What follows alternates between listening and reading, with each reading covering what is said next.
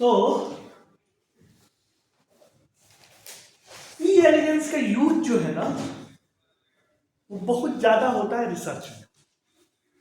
अभी तक इसके लिए एथिकल कमिटी वगैरह की जरूरत नहीं है।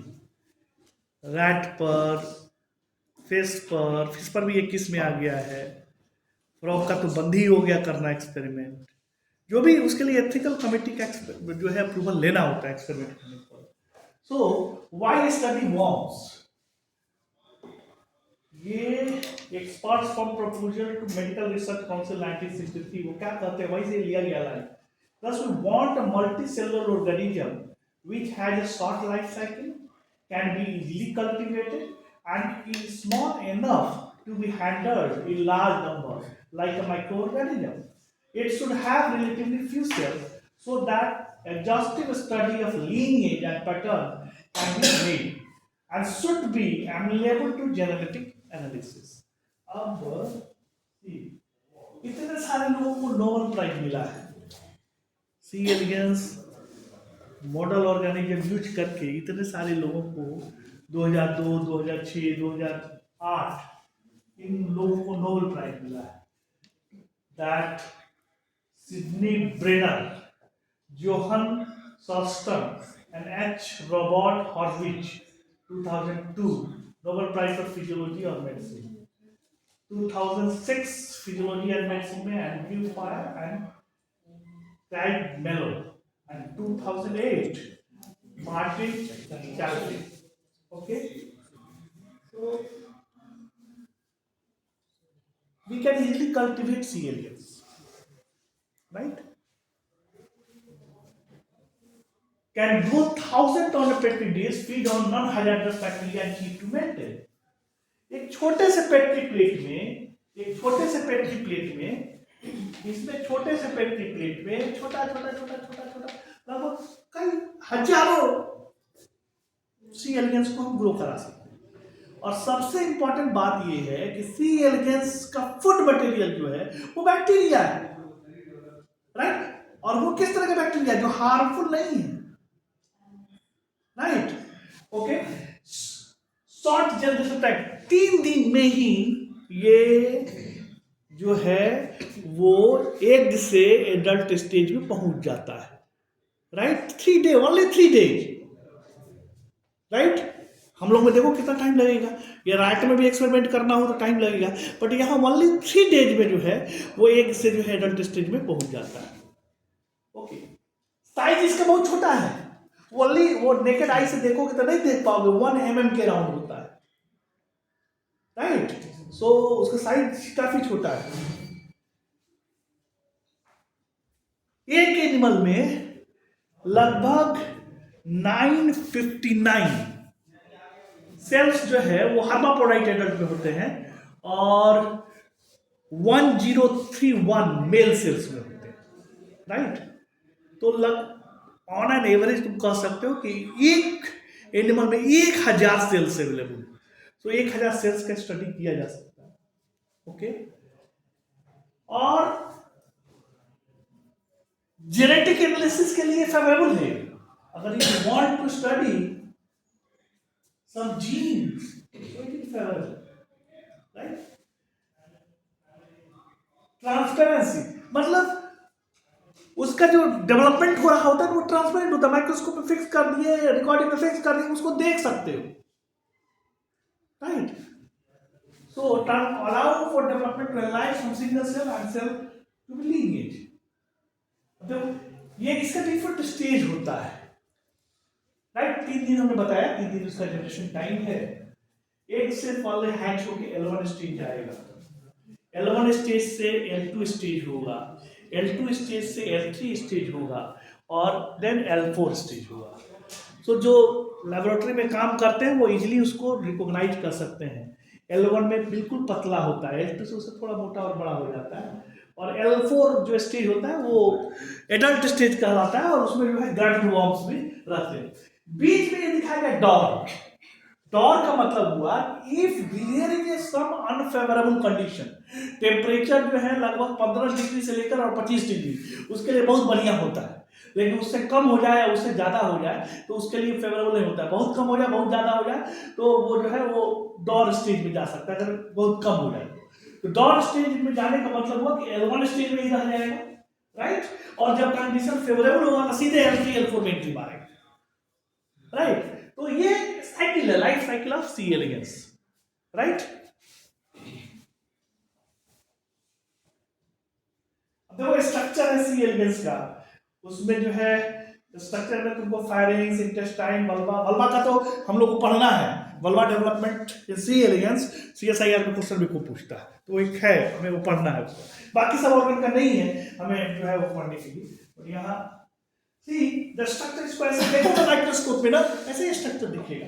अब देखो इसमें अंतर क्या है, दिस इज हर्माफ्रोडाइट, हर्माफ्रोडाइट का मतलब कितना cell 959, right.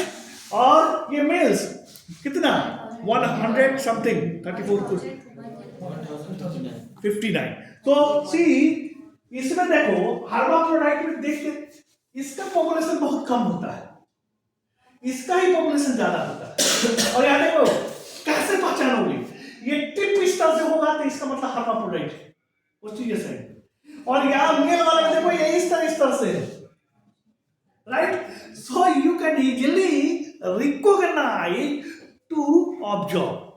But remember, in a Petri plate, the number of male is less. 1% के अराउंड ओवर 100 देखोगे तो एक आध दिखाई पड़ेगा, राइट। इतना अंतर होता है, मेल वो कम होता है।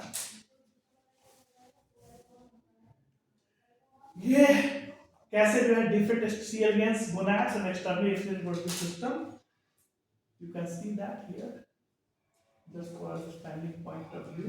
सी ये वल्वा डेवलपमेंट हम लोग पढ़ना है, इसलिए वल्वा थोड़ा सा ये दिखाएगा, ये देखो इलाज लिया हुआ फोटोग्राफ से। सी ये पेट्री प्लेट होगा, मैं दिखाऊंगा आप लोगों को। और इसी तरह से ये देखो यहाँ पर एंजियम है, नेमाटोड ग्रोथ मीडिया है, और नेमाटोड ग्रोथ मीडिया में जो है वो OP50 बैक्टीरिया है, उसको सीड किया जाता है, राइट। वो ग्रो करता है और वो ग्रो करेगा, उसी को सी एलिगेंस खाएगा। तो देखो यहाँ लीड को जो है OP50 स्पॉटेड ऑन एंजियम प्लेट। और लीड को कैसे रखा जाता है वो प्रैक्टिकल लैब में बताऊंगा, राइट। लीड को कहाँ लिखना चाहिए, कहाँ रखना चाहिए, I will tell in practical lab.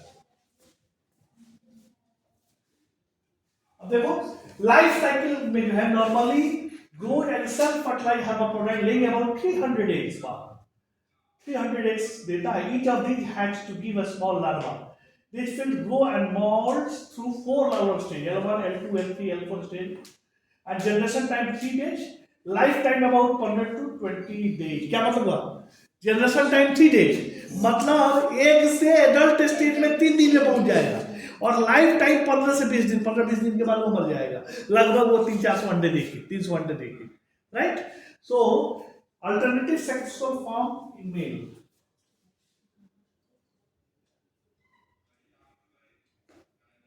ये देखो ये स्ट्रक्चर, ये देखो ये जो है यंग एडल्ट है, ये एडल्ट है, ये एडल्ट मेल है।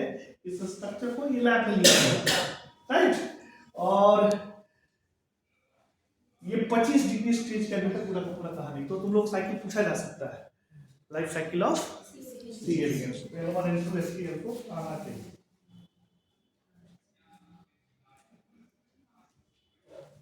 C. elegans is normally grown in laboratory or other plate which are seeded with E. coli bacteria as a food। अब देखो होता क्या है इसमें, ये देखो ये तुम्हारा एक पेट्री प्लेट होगा,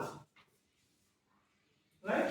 पेट्री प्लेट होगा, पेट्री प्लेट में न्यूट्रिएंट ग्रोथ मीडिया एंजियम कहते हैं, और एंजियम जो है लगभग 55 डिग्री सेंटीग्रेड पर जो है वो लगभग लिक्विड होता है। तो वो बनाते हैं और बनाने के बाद उसको इसमें पोर कर देंगे, राइट। पोर करने को सॉलिडिफाई हो जाएगा।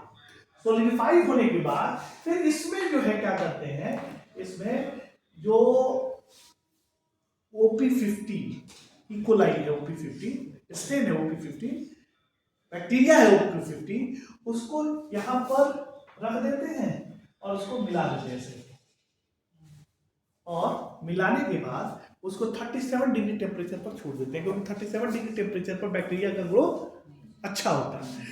और जब वो ग्रो हो जाता है तो ये आपका आएगा सीडेड प्लेट, राइट।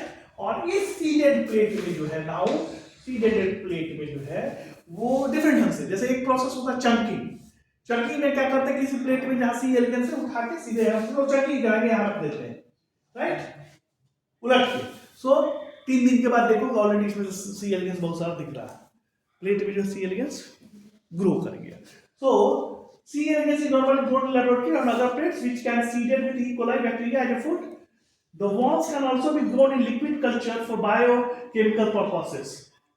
लिक्विड में भी ग्रो कराया जा सकता है, राइट। अगर मान लो बायोकेमिकल एनालिसिस करना है, हम लोग तो यहाँ नहीं होता लिक्विड में, तो उसमें ग्रो कराया जा सकता है। Defined organic media have been develop.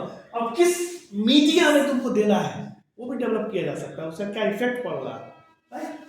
Then worms can be grown at temperature between 12 degree and 26 degree, बताया ना, 15 से 25 डिग्री के बीच जो है बढ़िया, सबसे बढ़िया 20 डिग्री पर अच्छा काम करता है। लेकिन उससे ऊपर और उससे नीचे हुआ तो देन ग्रोथ प्रॉपर नहीं होगा, right. In absence of food worms starve retain viable for month। अगर फूड नहीं है तो मंथ तक भी जो है वो रह सकता है डाउर स्टेज में। And strain can also be frozen and stored at -80 degree centigrade or lower. Such frozen stocks are stable for more than 40 years। अब यहाँ -80 अपने पास आ गया, उसको फ्रोज करके रख देते हो, लगभग वो 40 साल तक फ्रोज करके उसको रखा जाएगा, फिर जब जरूरत होगा तो रिट्रीव कर लो। अब देखो ये क्वेश्चन मैं पूछता हूं। So advantage of C elegans as a research tool. So why C. elegans is important for research? So ये सारे पॉइंट को तुमको इलोबरेट करना होगा, राइट। फर्स्ट क्या है, सिंपल है, राइट।